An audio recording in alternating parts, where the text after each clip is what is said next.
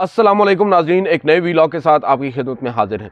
आज की इस वीडियो में बात करेंगे सुप्रीम कोर्ट के उस खुद नोटिस पर जो कि सुप्रीम कोर्ट ने सियासी जो कशीदगियाँ हैं, सियासी जो तनाव है उसको ख़त्म करने के लिए और एक जो बहरान, आइनी बहरान बुनियादी तौर पर जो पैदा हुआ है उसको हल करने के लिए लिया।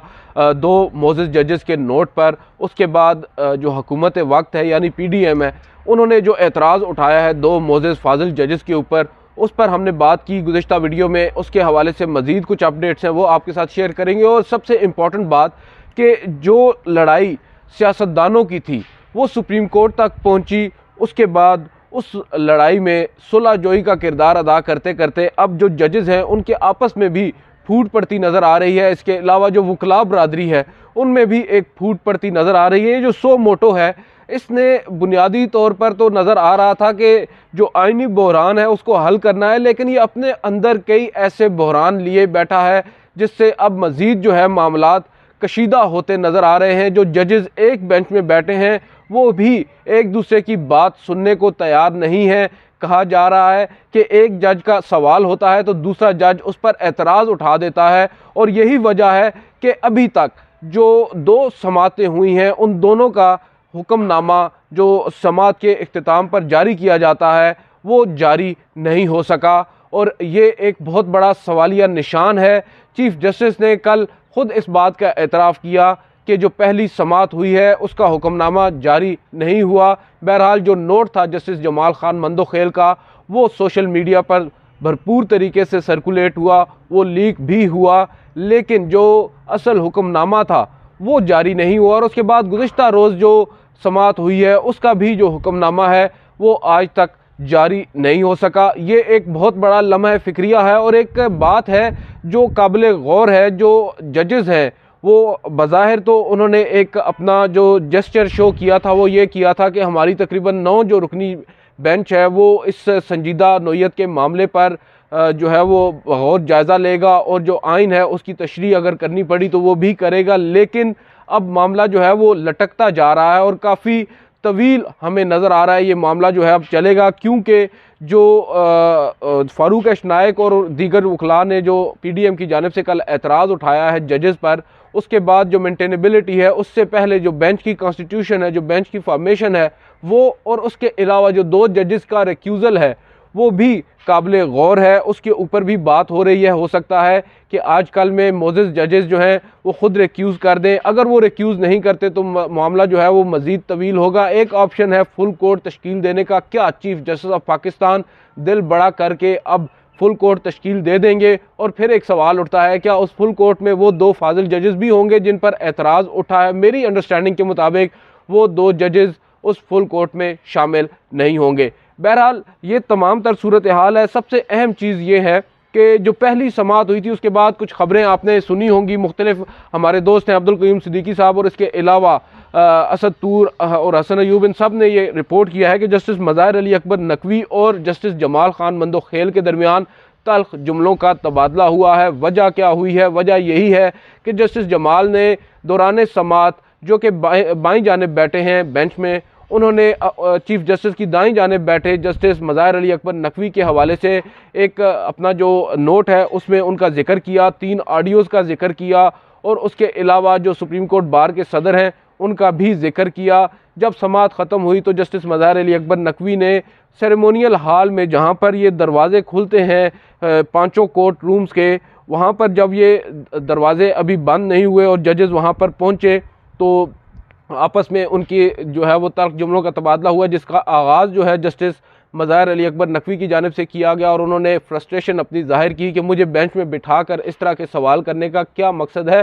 तो जस्टिस जमाल खान ने बताया जा रहा है कि आगे से उनको कहा कि मैंने तो आपका नाम भी नहीं लिया, और दूसरी बात यह है कि जो भी बात करनी है हम भी बेंच का हिस्सा हैं, हमने भी करनी है जो हमारी अपनी ओपिनियन है। उसके बाद कहते हैं कि एक और जो हीटेड आर्ग्यूमेंट हुआ है वो 2 और मज़ीद जजेस के दरमियान भी हुआ है, जिनमें एक गालिबन जस्टिस मुनीब अख्तर हैं और दूसरे जस्टिस मंसूर अली शाह और जस्टिस अतर मिनल्ला। कुछ इस तरह की बात आ रही है कि शायद जस्टिस मुनीब अख्तर ने जो है वो चीफ जस्टिस को जस्टिस अतर मिनल्ला के उन सवालात को ऐड करने से मना किया है अपने हुक्मनामे के अंदर, जो उस दिन पहली समाअत पर जस्टिस अतर मिनल्लाह और जस्टिस मंसूर अली शाह की जानिब से उठाए गए थे, जिस पर आगे से ये भी बताया जा रहा है कि जस्टिस मंसूर अली शाह ने ये उनको कहा है कि हम सवाल करना हमारा हक है, हम बेंच में जो जजेस बैठे हैं तमाम लोगों का ये इख्तियार है कि वो अपनी सोच और समझ के मुताबिक सवालात कर सकें, तो आप कैसे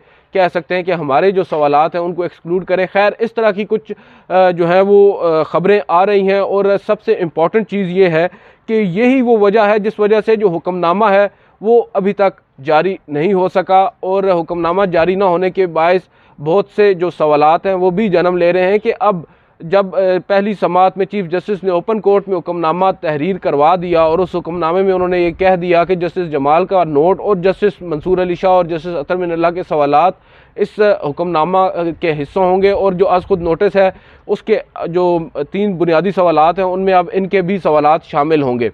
अब अगर उसको तहरीरी शक्ल नहीं दी जाती तो फिर आज खुद नोटिस किस जानिब जाएगा, और अगर उन सवालात को शामिल किए बगैर जो हुक्मनामा जारी होता है तो क्या दीगर जो जजेस हैं जिनके सवालात क्या वो एतराज़ नहीं उठाएंगे।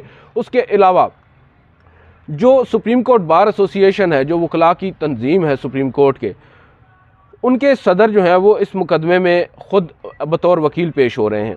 तो जब नोटिस जारी हुआ सदर सुप्रीम कोर्ट बार को, तो उनकी जानिब से ये कहा गया, जो एतराज़ आया था वो बुनियादी तौर पर अटार्नी जनरल की तरफ से आया था, तो नोटिस हुआ सुप्रीम कोर्ट बार एसोसिएशन की बॉडी को, और जो सदर हैं सुप्रीम कोर्ट बार के उन्होंने कहा कि हमारे जो सेक्रेटरी हैं वो नुमाइंदगी करेंगे, मुआवनत करेंगे सुप्रीम कोर्ट बार एसोसिएशन की जानिब से अदालत की।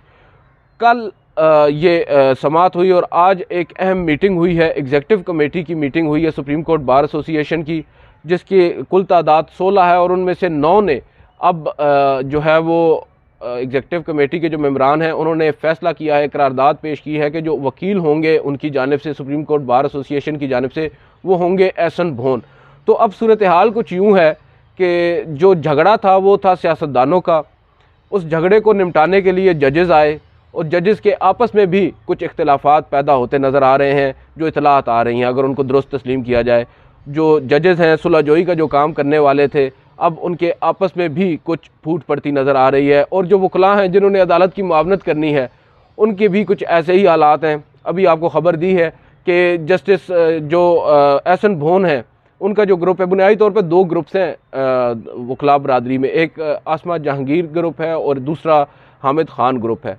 तो अब इस पर्टिकुलर केस के अंदर ये ग्रुप जो है, इनकी ग्रुप बंदी जो है वो भी वाज़े हो गई है, और एक जो पर्टिकुलर ग्रुप है वो ये भी चाहता है कि जो सदर हैं सुप्रीम कोर्ट बार एसोसिएशन के वो मुस्ताफ़ी हो जाएं। उनकी जो ऑडियो लीक हुई है साबिक वज़ीर आला पंजाब चौधरी परवेज़ इलाही के साथ, उसके बाद उन्होंने कहा है कि वो अब मुतनाज़ा हो चुके हैं। जो जस्टिस जमाल ख़ान मंदोखेल हैं उन्होंने भी इस बात का तज़किरा अपने उस नोट में किया है, और राइटली सो।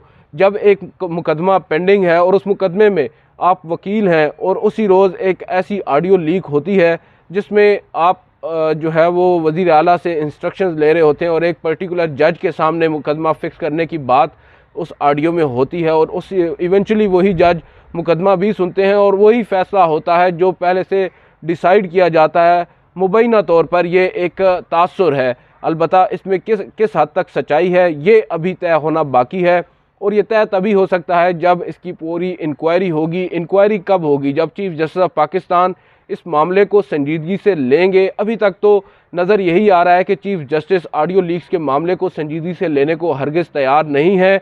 इसकी एक दूसरा पहलू ये है कि हुकूमत भी ऑडियो लीक्स के मामले को प्रेस ज़्यादा नहीं कर रही। कल जो एतराज़ हुकूमत की जानिब से उठाए गए हैं 2 मोअज़्ज़ज़ जजेस पर, उनके ऊपर जलसों के अंदर तो मुख्तलिफ गुफ्तगू होती है। मरियम नवाज़ उनके ऊपर मुख्तलिफ इल्ज़ामात दागती हैं, उनकी तस्वीर जो है वो पब्लिक रैलीज़ के अंदर जो है दिखाई जाती हैं और उनको 5 के टोले में शामिल दिखाया जाता है। लेकिन जब कल उनकी जानिब से वकला अदालत में पेश होते हैं तो वो एतराज़ जो है वो ऑडियो लीक्स या मुख्तलिफ पहलुओं के ऊपर नहीं उठाते, बल्कि वो सिर्फ़ और सिर्फ एतराज़ उठाते हैं जस्टिस जमाल ख़ान मंदोखेल के उस तहरीरी नोट को जवाज़ बनाकर, जिसमें उन्होंने कुछ बातें लिखी हैं सो मोटो लेने के इख्तियार से मुतालिक। तो ये तमाम सूरत हाल है। ये मामला जो है वो अब सुलझता हुआ कम अज़ कम आइंदा आने वाले दिनों में तो नज़र नहीं आ रहा। अब देखें पीर के रोज़ जो होने वाली समाअत है वो इंतहाई अहम होगी। उस दिन उससे पहले सबसे इम्पॉर्टेंट चीज़ ये है कि चीफ़ जस्टिस को अब चाहिए being head of the institute के एक हुक्मनामा जारी करें और उसमें ये तमाम तर जो क्या सराइयाँ हैं या कन्फ्यूजन्स हैं इनको दूर करें। और सबसे इम्पॉर्टेंट चीज़ फुल कोर्ट की तश्कील, अगर वो आज फुल कोर्ट तश्कील नहीं देते तो ये मामला मज़ीद ख़राब होने जा रहा है। आपको याद होगा गुज़िश्ता साल जब ये मामला आया था डिप्टी स्पीकर की रूलिंग का, इमरान खान की जो नो कॉन्फिडेंस मोशन थी उनके अगेंस्ट, उस पर भी जो वकला बरादरी है उनकी जानिब से मुतालबा रखा गया था कि फुल कोर्ट तश्कील दिया जाए। अगर उस वक्त फुल कोर्ट तश्कील दे दिया जाता तो आज शायद यहाँ पर इस तरह की बहस ना हो रही होती जो हो रही है।